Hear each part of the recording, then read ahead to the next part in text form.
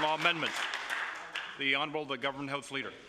Yes, thank you very much, Mr. Speaker. That concludes the government's business for today.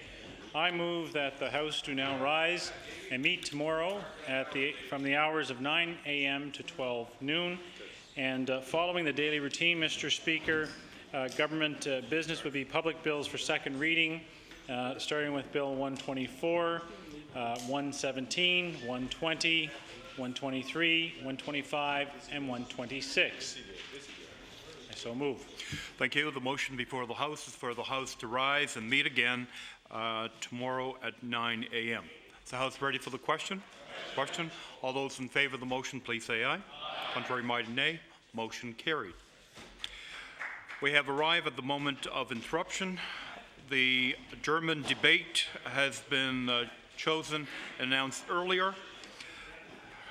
Therefore, it be resolved that the government lift the moratorium on paving of gravel roads and immediately bring heavily traveled gravel roads up to acceptable paved standards so they can be used safely by residents, school buses, and businesses. The Honourable, the member for Shelburne. Thank you very much, Mr. Speaker. I want to thank the MLA from Dartmouth North for submitting this particular topic tonight, and I'd like to read in to for the Speaker. Therefore, be resolved that the government lift the moratorium on paving of gravel roads and immediately bring heavy travel gravel roads up to acceptable paved standards so they can be used safely for residents, school buses, and business. Mr. Speaker, I can tell you that I've been waiting for several months to bring this topic and have the opportunity to speak to my colleagues from all over Nova Scotia on this important topic. Mr. Speaker, I want to bring your attention to the Premier's statement that Nova Scotians has said, this Premier has said a number of times, that no Nova Scotians will be left behind. Well, Mr. Speaker, the people of the South Shore of Nova Scotia has been left behind when it comes to highways and road repairs, especially for new pavement on heavy traveled gravel roads. And I just want to table the comment or the statement from the Minister of Transportation regarding their response to people's concerns on gravel roads. It's interesting to note when it comes to people living on gravel roads, the residents, they pay the taxes who have lived on these gravel roads in the communities like East Sable, Port LeBaire, Clyde River, and Shelburne County. Mr. Speaker, I feel that it is important that these communities and other communities throughout Nova Scotia and across Nova Scotia need to be identified. For the past 10 years, this government has been in power and the priorities have given to existing paved roads, and not one penny would go to new paving of gravel roads, and people just simply feel as if they are second-class citizens.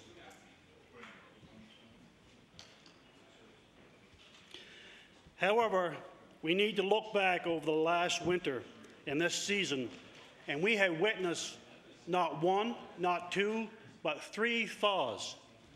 And to me, this is interesting because we talk about climate change here a number of times, and we have seen residents endure hardships of buses being hauled off, by emergency vehicles being reluctant to travel these roads, from garbage collections being hauled off, and it just keeps on going and going.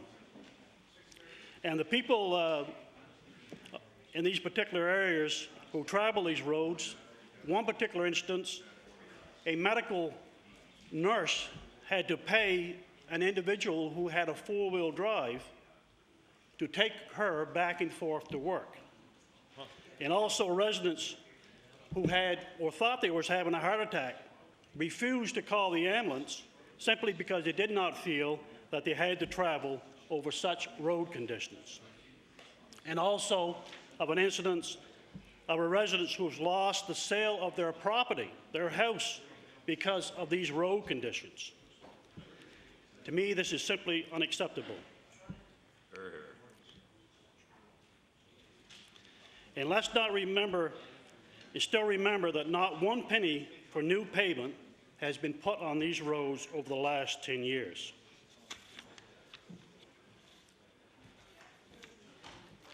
I just want to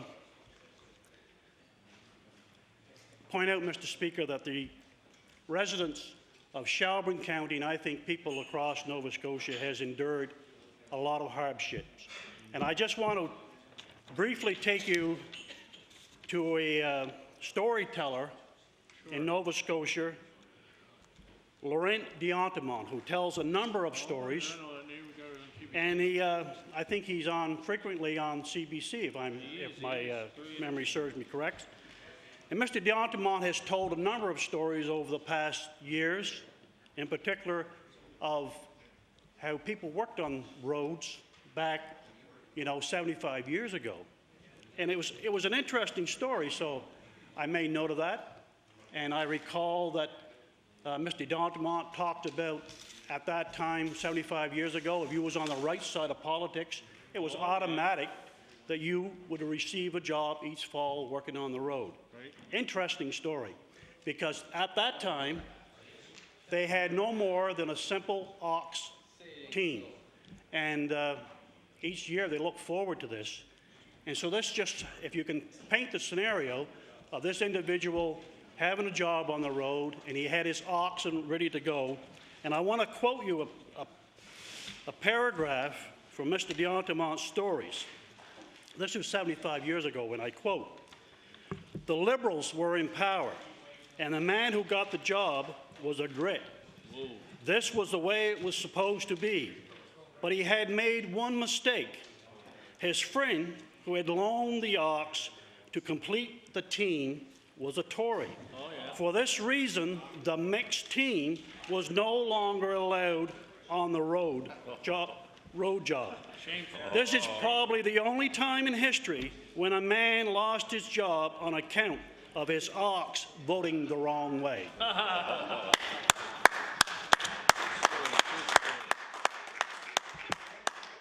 And I just want to highlight that, because I think it's a very unique story, and I want to tie that into the present day, that even the simple oxen, and I'm going to submit and I'm going to table some letters from the residents of Shelburne County on East Sable Road, and I encourage the members here to have a look at the pictures, have a look and read the letters, because the point that I'm trying to make, Mr. Speaker, is that the oxen, a simple team of oxen, are going to have difficulty, if you look at the pictures and observe them closely, would have difficulty traveling them highways this particular year.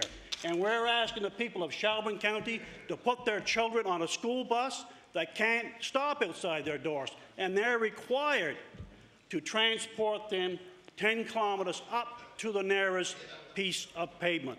That is simply unacceptable.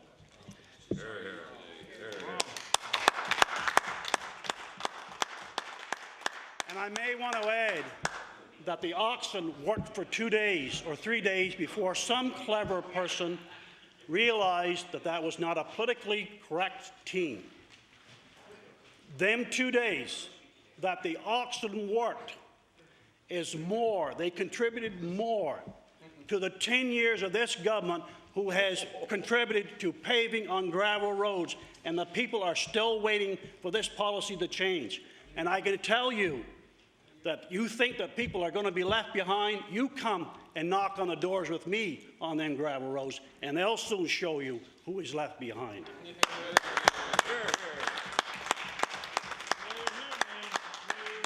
And Mr. Speaker, I can sit here and I can probably go into great details about what words can I get to capture the attention of this particular, my colleagues here in this House. And I travel all them roads. I travel them. And it came to me one afternoon, there was a picture. There was a picture on this particular road, on East Sable Road, and there was a sign there. And I took notice of it. And the sign read simply this: "Abandoned road. God help us." This is what we've asked people to understand about the policy of this government. And they have felt abandoned, they have felt left behind, and the picture says it all. God help us. Thank you very much.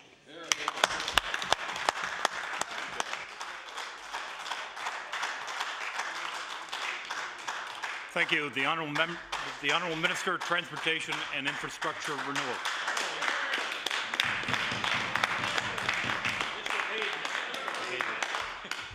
Well, thank you, Mr. Speaker, and I certainly look forward to taking part in the debate tonight. You know, Mr. Speaker, before I get into my comments about the issues before us tonight, I just want to bring back the House to something said earlier here today by the Leader of the Opposition, who I have the most respect for. His words were, "Spending is easy." You can go and answer it, and you'll see that the Honourable Leader of the Opposition said, "Spending is easy." And spending is easy when you're not accountable for it. You know, Mr. Speaker, I have requests from members in this House. I've got letters I can show you where they're asking not only to repave roads, but to actually strip down to the foundation of the road and rebuild a road. Now, Mr. Speaker, you know what that would cost per kilometre? We're paying $250 for paving, probably $1 million a kilometre. Now, Mr. Speaker, we're in the House here debating whether we should pave all the gravel roads in this province. And, you know, Mr. Speaker, you know, to me, being in government means being accountable to people, absolutely, but also means being responsible for the dollars that we've been given to spend. And, you know, Mr. Speaker, I would love to be able to stand here tonight and say every member in this House, all the requests that are coming to us, Mr. Speaker, I'd love to be able to say, yes, we'll do it for you. But unfortunately, Mr. Speaker, being in government means sometimes you have to say no. Now, Mr. Speaker, I've been in this legislature for 10 years. And I've been here for 10 years with the Honourable Leader of that party. And I can tell you, Mr. Speaker, not once in 10 years have I heard an issue brought before this House by an individual, by an organization, by a community, by a group, by a member from over there, that they've stood up and said, sorry, we cannot do it. It's yes to everything. Yes to everything. I had asked you this. Which roads in your riding do not want repaved so you can pave gravel roads? Which ones are they? Which ones do you not want paved so you can pave gravel roads? It's making choices, Mr. Speaker. We have so much money to work with. We're given and we're making our priorities, a list of priorities, Mr. Speaker, and it is about prioritizing your spending. You know, Mr. Speaker, it's very easy to sit across there and say, do this and do that, repave this, pave that, take the road back to the gravel bed and rebuild it. Very easy to say that, Mr. Speaker. Pave all the gravel roads. Very easy to say it. Mr. Speaker, I have gravel roads in my own riding. And, you know, I've told the people that asked me that, I've been honest with them and looked in the eye and said, you know what? Unfortunately, we cannot pave that road.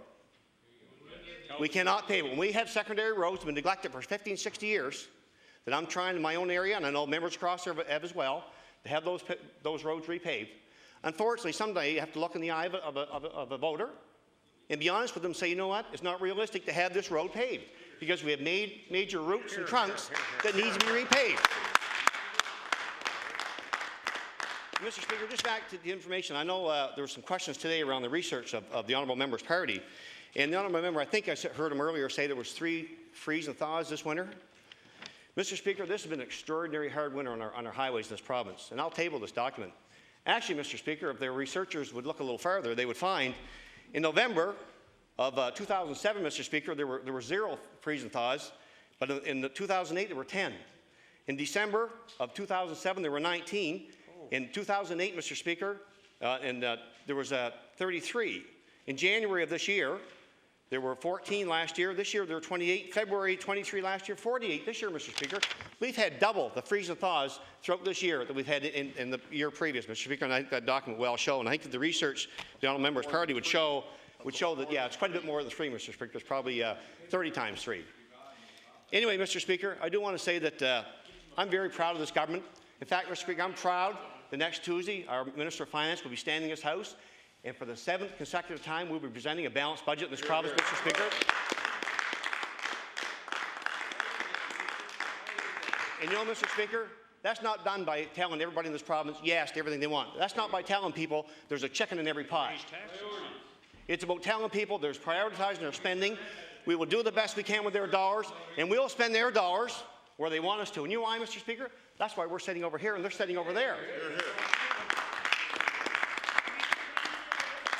And Mr. Speaker, we are committed And I'm proud to be the Minister of Transportation, and I've big shoes to follow. My predecessor, I know, did a great job, but I'm trying, Mr. Speaker.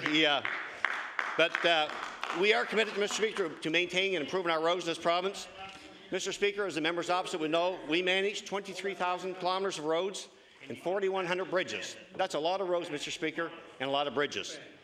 And we know how important, and I know how important the road system in Nova Scotia is to our economy, to our communities, and especially, Mr. Speaker, to our people. Because I come from a rural riding as well, Mr. Speaker, that I can tell you, for many, many, many years, had neglected roads.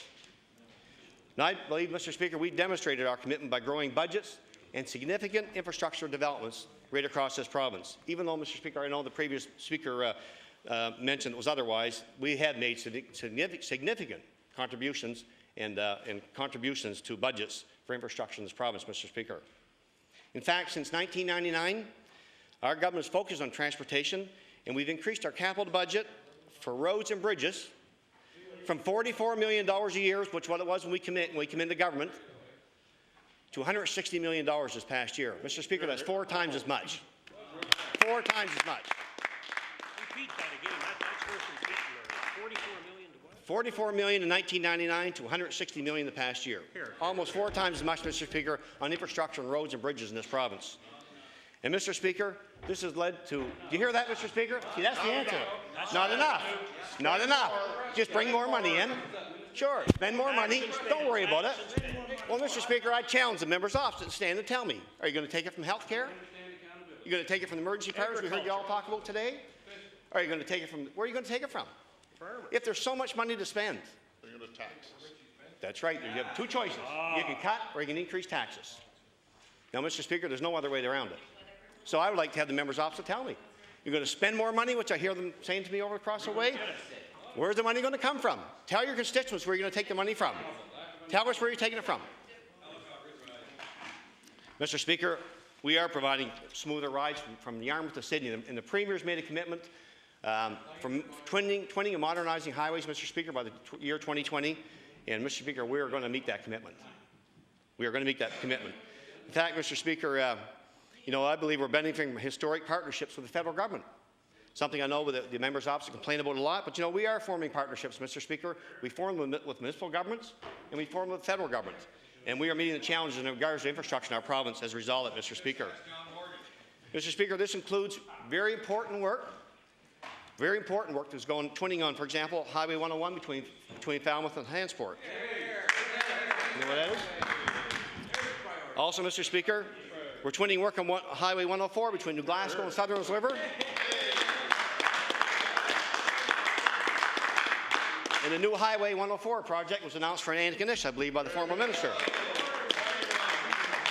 Mr. Speaker, even without the capital money, we're making huge investments and huge progress in regards to our secondary roads throughout the province. And that's through the RIM program, Mr. Speaker, which has made a noticeable difference in improving roads over the past several years, especially in rural areas of Nova Scotia. Mr. Speaker, that budget has increased from $9 million in 2000. This past year, Mr. Speaker, was $20 million. $20 million, Mr. Speaker. Now, Mr. Speaker, we know there are significant needs across the province, and we're working hard to meet those needs. Mr. Speaker, I'm pleased to say, and the members' office can say what they want, but these are facts, Mr. Speaker, and I know their research is a little off, and they may want to, I'll give them a copy, in fact, if they wish, so they can correct the facts for them. But I'm pleased to report that the 5-year trend from a road safety survey tells us, Nova Scotians, now we're not saying this, and they're not saying this, Nova Scotians tell us they notice and they value the improvements we have been able to make in roads since this government came into play, Mr. Speaker. That's Nova Scotians saying that.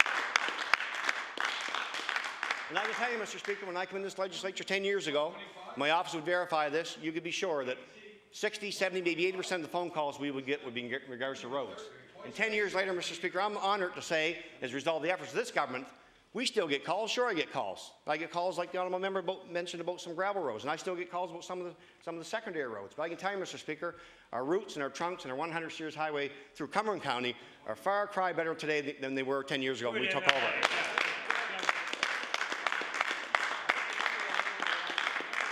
And Mr. Speaker, the Premier's made a commitment that we're going to keep, that in 4 years we would repave 2,000 kilometers of roads in Nova Scotia.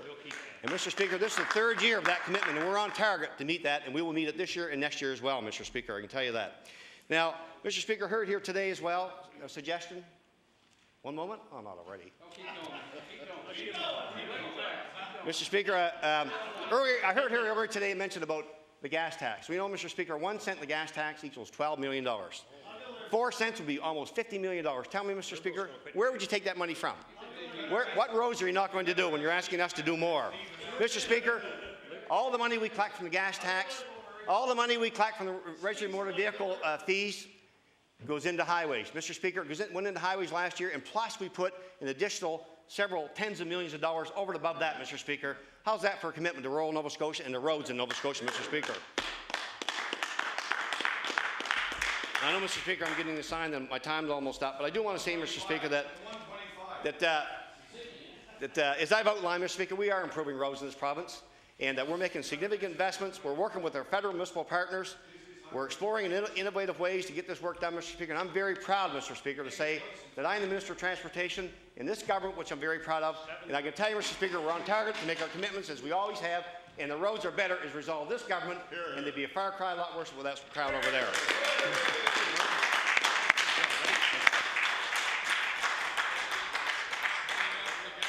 Thank you. The honourable member from Kings West. Thank you very much.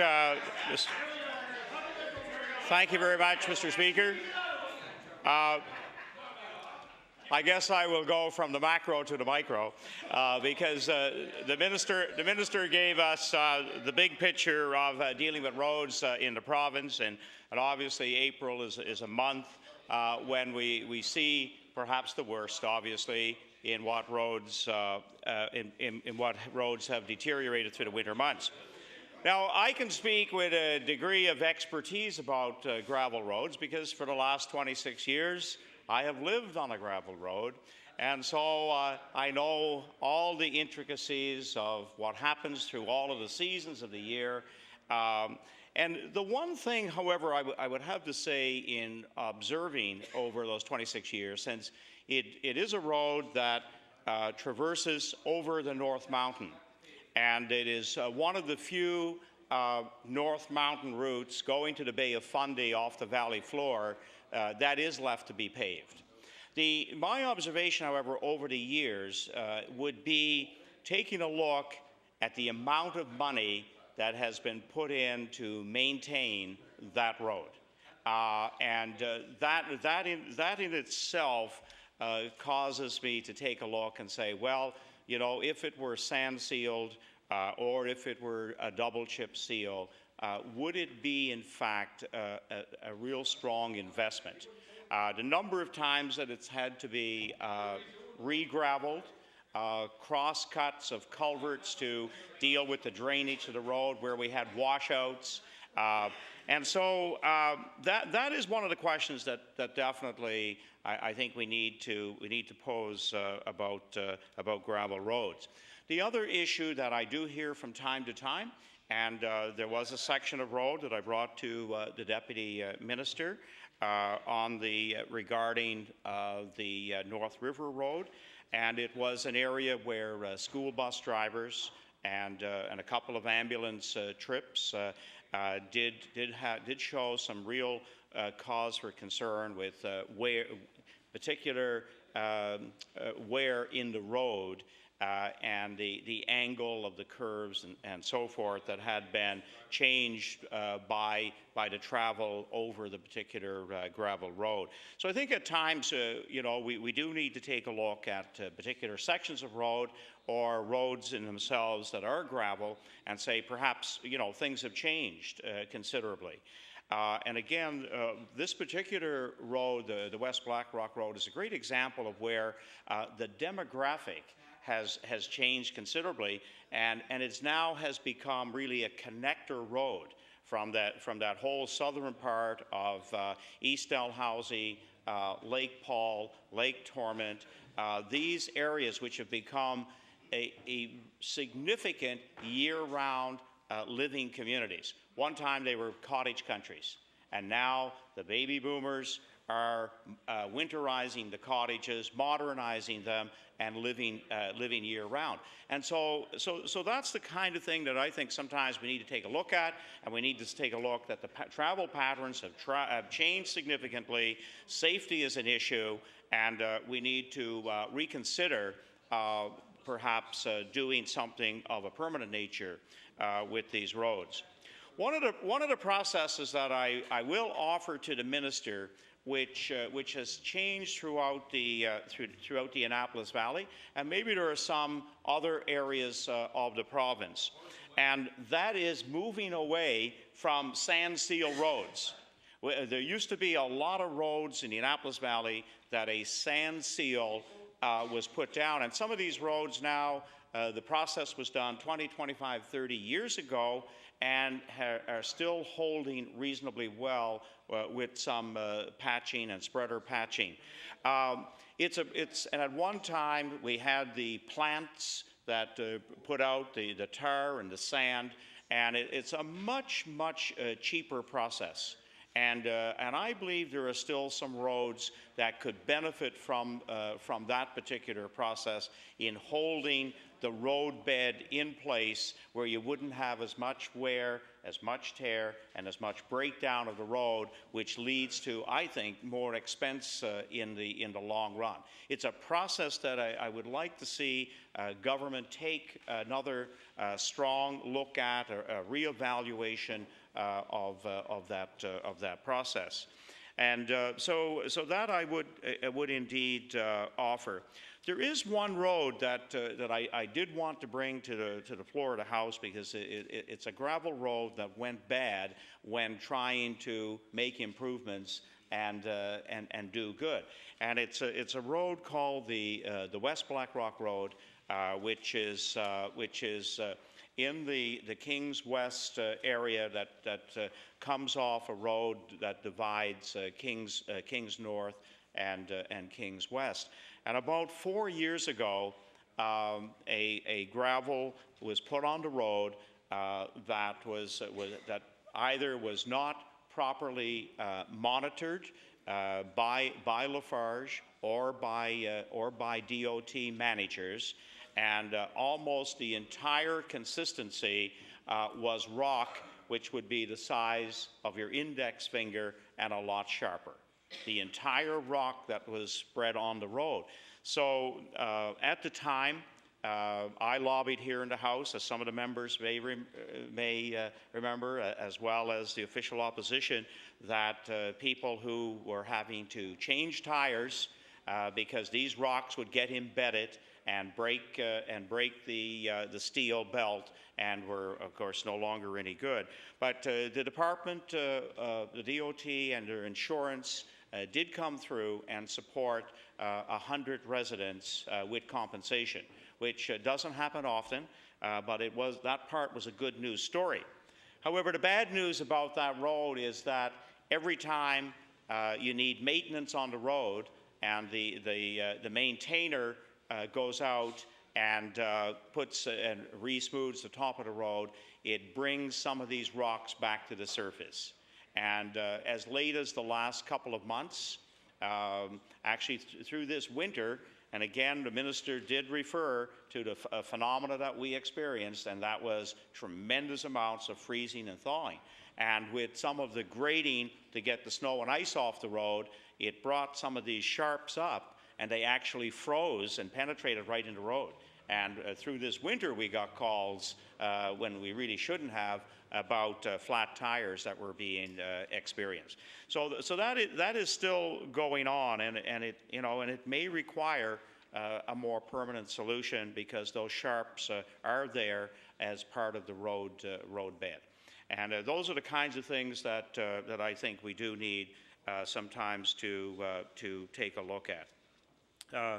The one thing that I wanted to conclude my remarks on today is that in my area, as an MLA, the same manager has been at the Berwick base, the manager there, and his assistant, and most of the people have been there. In fact, when I first came to this House, I lobbied for the bleeding to stop in terms of losing positions at the Berwick base, because I think we need to maintain a professional staff in these bases across the province, and I would continue to lobby hard for that.